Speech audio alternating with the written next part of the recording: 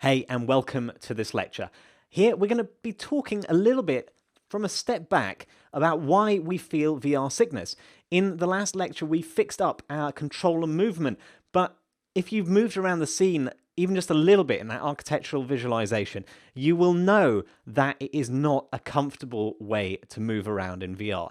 And we're going to be talking about why that is in this lecture, what sensory systems are involved with making us feel sick, how we can try and fool those systems using various techniques, and what the drawbacks of those techniques are. So without further ado, let's dive in. And first of all, let's tackle the issue of why in VR you might feel poisoned. Why is it that you are feeling like throwing up?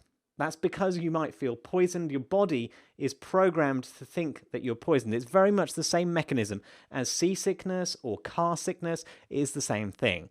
Now, the reason for this is perhaps that certain hallucinogenic mushrooms may have made you feel like you were moving when you weren't seeing movement and things like that, just like happens in VR, just like happens in seasickness, for example, because you can feel movement, but you're in a cabin, so you can't see it. In VR, you can see movement, but you can't feel it.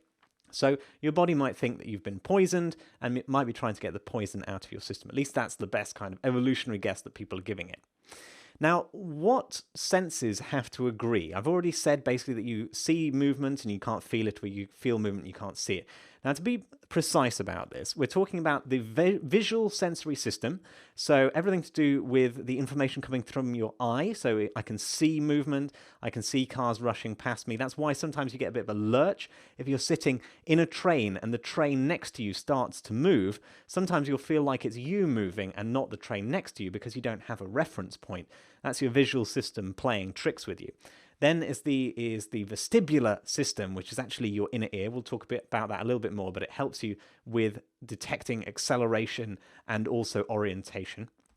And then there's the propriosensory system, which is just a fancy way of saying the self-sensing system, which allows you to understand where your hand is. I can close my eyes, I can move my arm out there, and I know that my arm is out here because of my propriosensory system telling me where my arm is.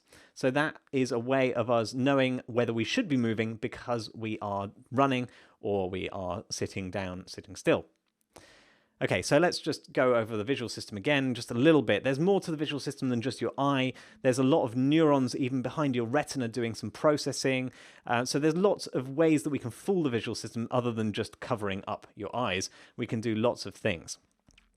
The vestibular system, as I said, this is the inner ear. It's actually quite a clever piece of kit, your inner ear. So this is the cochlea, which is mostly responsible for hearing. We're not interested in that bit.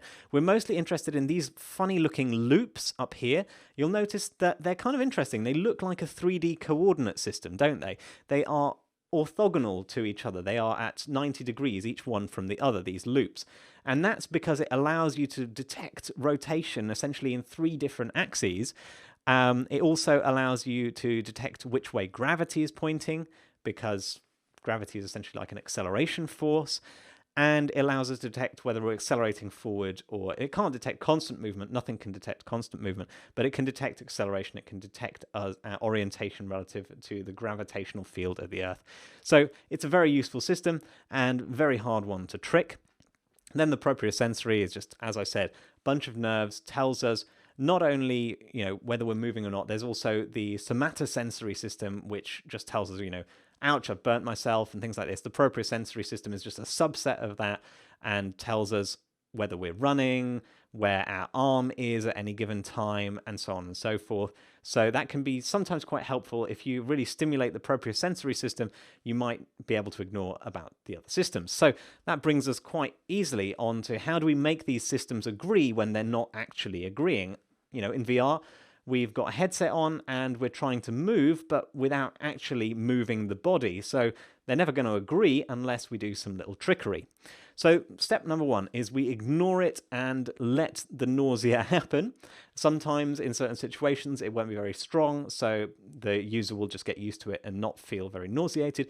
But you're always taking a bit of a gamble when you're ignoring something, because some proportion of your users will feel sick, and that you won't be able to do anything about if you're not doing anything to help get their systems agreeing with one another. You can try and fool a system. Lots of ways that we can try and make a system think that the right thing is happening. In fact, the whole of VR is a way of fooling your visual system. You're moving around inside a room, so we're moving your camera around inside a virtual environment, so your visual system has been fooled into thinking it's moving in a different environment from the one it's actually in. And the other one is to suppress. So rather than trying to present it something that seems likely, we just try and shut it off entirely. So an example of that would be, while we're moving, just completely blacking out your eyes. That would stop the disagreement, because your eyes would be like, okay, I'm moving, but I can't see anything, so there's no disagreement. But obviously there's downsides to suppressing, because you've kind of removed some immersion by taking away one of the user's senses. Okay, so that's the ways we can get them to agree. Now I'd like you to do a little bit of research. How can we avoid the VR sickness? How can we avoid sickness? So it's research time. I would like you to go and play some games or scour the web. Don't take too long about this. Take maybe 30 minutes max to go and scour the web for different techniques that are used by games currently, or blog posts that are suggesting them, for ways that you can get around VR sickness. What techniques are employed, as I said? How do they fool or suppress each system? For each technique, think about the three systems I've mentioned, the somatosensory, the visual, and the vestibular systems, and think about how are they getting fooled, suppressed, or ignored, maybe, by these techniques. And what are the main drawbacks of each technique? So pause the video and go and have a go at this research challenge. Okay, welcome back. So hopefully you've gone and shared your response to this in the community forum with other users, and gone and commented on other people's as well, not just taken from the community but given back a little bit too. So let's have a look at what my evaluation resulted in. So I've split my table down into techniques, the name of the technique, how it tries to fool the visual, how it tries to fool the vestibular, and how it tries to fool the propriosensory systems. Then I have got some cons of the particular technique. First off, movement in the play space, the most obvious one. We track the head very closely, and we fool the visual system by, with very, very slight delay, displaying an image that has moved appropriately. So this fools the visual system very effectively because of great work done by the team at Oculus and the team at HTC and Vive and Steam VR. They've done some great work to make sure this happens, and obviously having a powerful machine makes that happen too. Now, the vestibular and propriosensory system don't need fooling because they're moving around, and the visual system is just reproducing that. The cons of this, we've got limited play space size. Different users will have different amounts, which really restrict your game design choices. Now, teleporting. This is a very common one. I'm sure you know what I mean. Lots of different games do it. It's one of the typical examples in lots of places. You kind of have this beam, you shoot a little place you want to teleport onto the floor, and then fade out, fade in, you come back. So this suppresses your visual system by that fade out, fade in during the teleport, during the actual movement. This means that the visual system detects no movement, which means we don't have to try and trick the vestibular or propriosensory systems because they aren't moving. Cons, not very immersive. You couldn't do a first-person shooter this way because, well, it just doesn't fit, does it? It's not the way you move in a first-person shooter. What about constant or slow acceleration? Now, this ignores the input that you're getting from the visual system because there's not a big change in acceleration, which should mean that your vestibular system shouldn't be able to detect the difference between a no change in acceleration and little change in acceleration.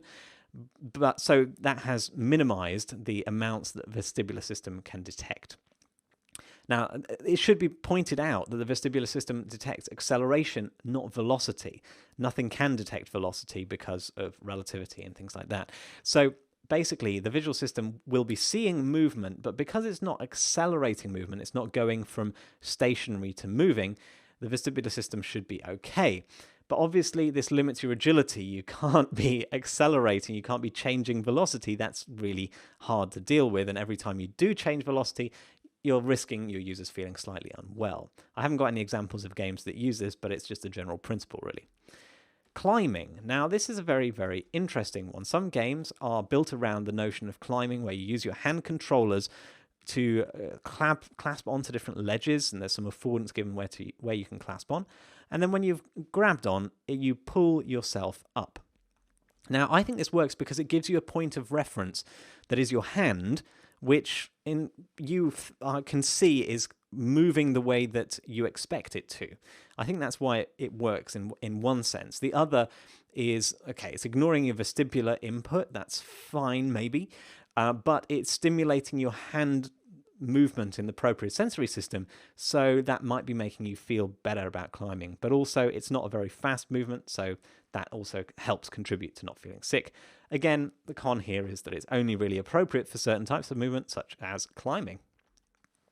Second part of my evaluation. Okay, so jogging on the spot. That's getting a lot of hype I've seen recently. A lot of people are very excited about it. The best jogging on the spot example that I have seen is from Freedom Locomotion. So there's this developer's put together a tech demo. What's his name? Huge Robot is the name of the developer, hence this image here. And you can go and download it on Steam for free and give it a shot. It's very interesting way of moving around. I think it lacks a bit of subtlety. So how does it work? The visual system, we kind of just ignore that and try and minimize or confuse the other two systems. The vestibular system gets confused because you're kind of moving around on the spot. So there's a lot of input to the system, so it might not detect, or it might just accept that you could also be moving forward. The propriosensory system is confused by all the jogging again and might just accept that you're actually jogging forward even though you're just jogging on the spot. Now, the cons here are that it's slightly awkward for the player, especially if the detection is a bit poor.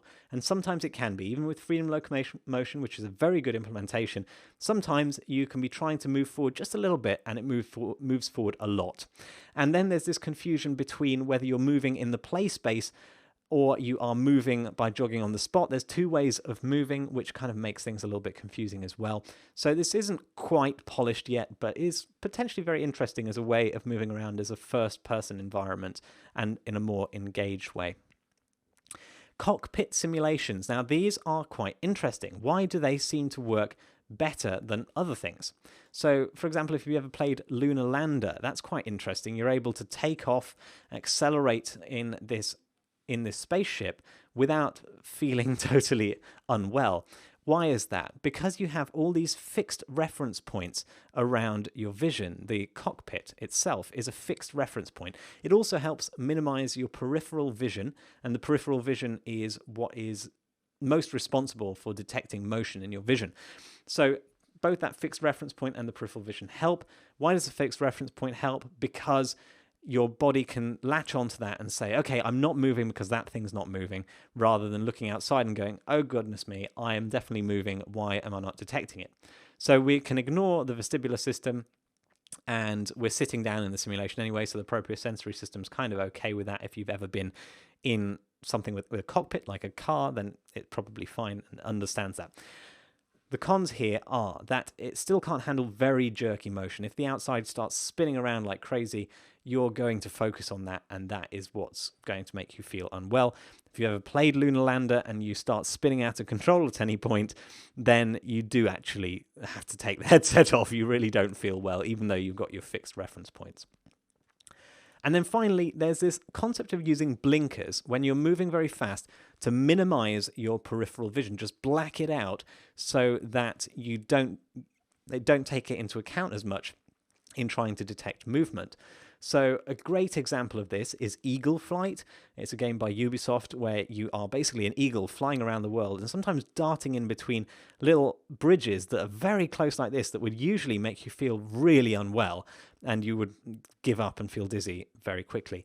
But the way they managed to do this is by blocking out very fast moving things in your peripheral vision and making sure that you're always moving in the direction that you are looking at. And this is very restrictive if you think about it. There's very few games you can do. In fact, this is probably about the only sort of game that you can do by always moving at constant velocity in the direction you're looking. But it's sort of very interesting, and especially this idea of blinkering with fast movement could help a lot with other types of movement if you're trying to make them just a little bit less vomit-inducing. So it minimizes the peripheral vision. The vestibular, the movement is always in the direction of the head. That's very important in Eagle Flight and something that might not be realized at first glance. But if you turn your head, you'll instantly start moving in that direction. There's no kind of delay between that happening. And the propriosensory system in this case is just ignored because the other two have been minimized as much as possible. However, this does limit how movement can work, as I've already said.